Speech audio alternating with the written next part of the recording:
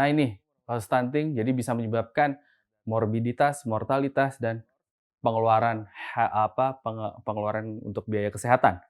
Jadi investasi untuk, human capital juga kurang bagus, akhirnya untuk labor, supply dan produktivitasnya menurun sehingga mau nggak mau perusahaan-perusahaan yang mau investasi nggak bisa. Lalu juga terjadi investasi, yang berkurangan sehingga menyebabkan pertumbuhan ekonominya yang melambat. Nah, ini seperti sudah ada dilakukan penelitian dilakukan oleh Lancet oleh, Nadia Akser. Ini economic cost of childhood stunting to private sector in low and middle income countries. Jadi dari penelitiannya itu didapatkan bahwa angkanya itu turun sekali untuk orang-orang yang, mengalami stunting dan Indonesia juga, pendapatannya menurun di, dunia. Itu yang menurut jurnalnya.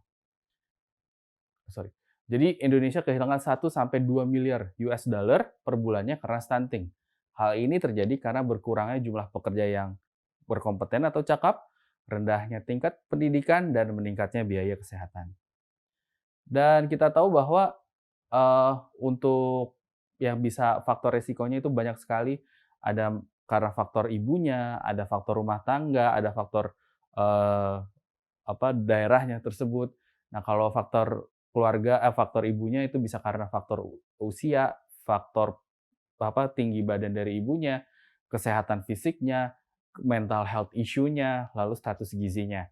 Dan untuk faktor rumah tangganya bisa karena pendidikan orang tuanya dan juga, pekerjaan dari orang tuanya karena harus, melihat, beban biayanya pada masing-masing keluarga.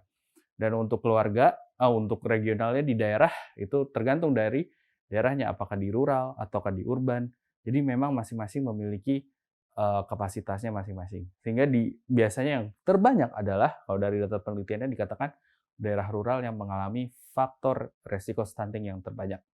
Dan faktor lainnya apa? Tapi itu tidak mempengaruhi, itu bisa juga disebabkan oleh karena air, sanitasi dan kesehatan, polusi udara, lalu juga, apa namanya, pengetahuan atau sikap dari seseorang itu dalam mencari kesehatan atau untuk mencari pelayanan kesehatan.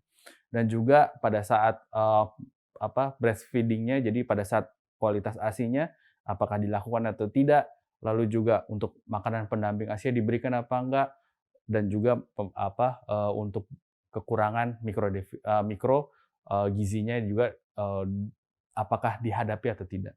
Dan juga penyakit-penyakit kronik itu akan berbahaya juga. Dan faktor lainnya juga yang selama ingin ditekankan adalah untuk dalam rahim adalah intrauterine growth restriction, dan itu bisa menyebabkan stunting ke depannya. Dan apa yang harus kita lakukan? Bisa nggak sih dilakukan? Nah, kita tahu bahwa perjalanan hidup dari penyakit kronik itu adalah, eee, dilak sebenarnya penyakit kronis seperti, penyakit jantung, lalu juga kencing manis, lalu obesitas, dan beberapa kanker, itu ternyata berhubungan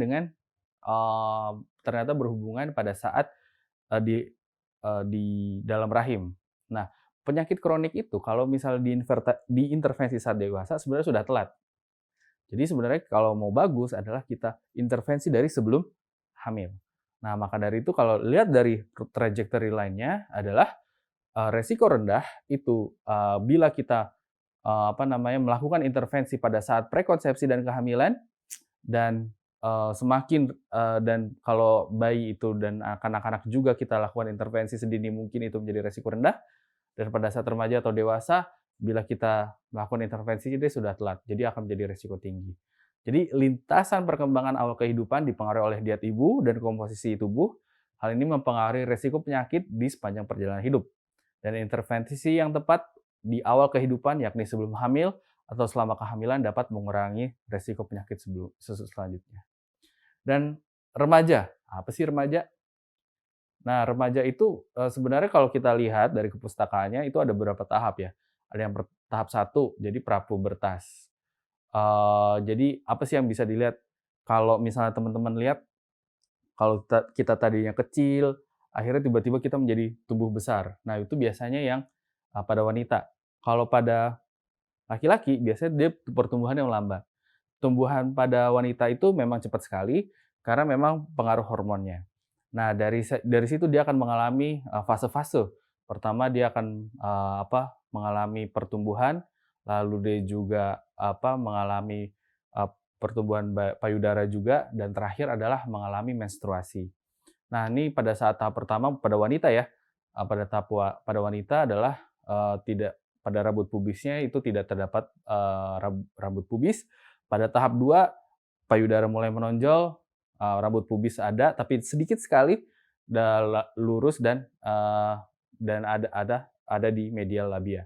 Terus lalu di tahap 3 payudara udah dan areola juga makin membesar, rambut pubis makin hitam dan mulai ikal, jumlahnya bertambah, serta di tahap 4 areola dan papilanya membentuk bukit pada keduanya, dan rambut pubis mulai berbentuk kasar dan keriting dan belum sebanyak dewasa.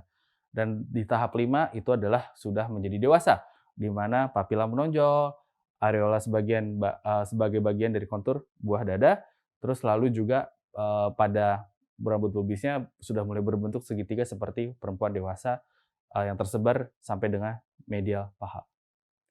Dan pertanyaan berikutnya adalah bagaimana sih peran remaja dalam pencegahan stunting? Jadi remaja itu bisa berperan dalam pencegahan stunting. Kalau kita lihat tadi grafiknya, peran remaja itu ada. Kenapa?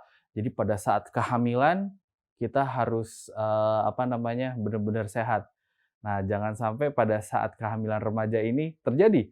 Karena apa? Kehamilan remaja meningkatkan resiko stunting. Kenapa bisa begitu? Karena pada saat remaja kita masih membutuhkan pertumbuhan dan perkembangan, sementara saat dewasa kita hanya untuk maintenance saja. Jadi gizinya itu ketika terjadi pada saat remaja akan terjadi double tuh. Maksudnya adalah pertama untuk tumbuh kembang seorang gadis untuk menjadi seorang wanita, dari remaja menjadi dewasa, dan juga untuk pertumbuhan bayinya. Jadi akan menjadi burden. Sehingga sebaiknya kehamilan itu ditunda sampai dengan usia yang cukup. Nah, terus lalu juga maka dari itu kehamilan remaja dengan gizi yang cukup sebaiknya dihindari, maka kita bisa untuk mencegah stunting. Jadi peran remaja itu sangat penting. Kenali kebutuhan kita, kebutuhan gizinya, serta juga kenali juga apa peran kita sebagai manusia Indonesia di depannya. Dengan kita mencukupi gizi, akhirnya stunting akan menurun. Baik, mungkin itu saja yang bisa saya sampaikan. Terima kasih. Assalamualaikum warahmatullahi wabarakatuh.